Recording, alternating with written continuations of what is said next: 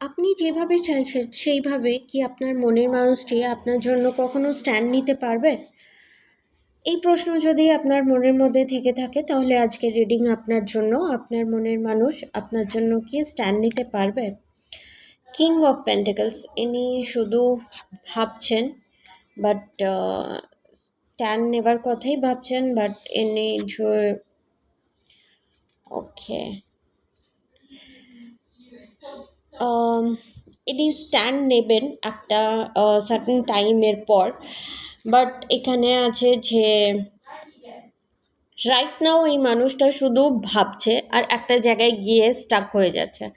একটা এমনি সিচুয়েশানে এসে ফসে যাচ্ছে যেই জায়গাটায় এনাকে মনে হচ্ছে যে এই জিনিসটা এইভাবে সাকসেস হতে পারে না,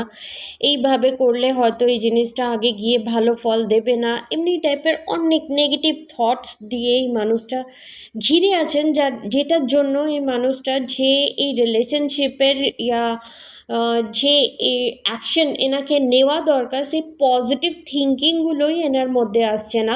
যেটার জন্য এই মানুষটা মানে রাইট নাও এই মানুষটা স্ট্যান্ড নিতে পারছেন না। বাট একটা টাইমের পর এই নেগেটিভ জিনিসগুলো থেকে আপনাকে কিছু স্পিরিচুয়াল ওয়ার্ক করা উচিত, যেটা থেকে কি এনার মাথা থেকে নেগেটিভ থটসগুলো বেরোক আর ইনি আপনার জন্য একটা স্ট্রং স্টেপ নিতে পারেন।